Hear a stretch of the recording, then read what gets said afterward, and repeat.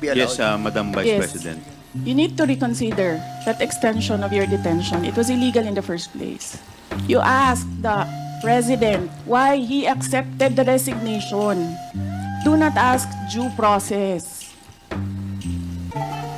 Mr. Chairman. Mr. Chair? Yes, Congressman Paduano. Congressman Ako. Mr. Chair, Madam Vice President, if you have any question insofar as the actions of this committee are concerned, I think the proper remedy is for you to go to the court. Sir, I will go to court.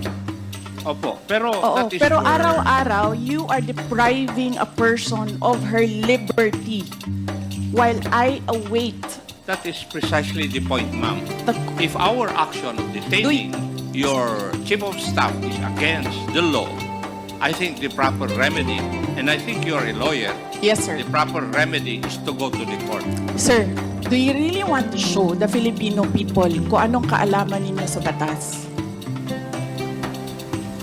Ang sinasabi ko lang po ay sundin Oo. po natin yung batas. Kaya dito nga, sa sir, House. sundin natin yung Kasi batas. nandito po kayo dito sa bahay ng Kongreso. Yes, sir.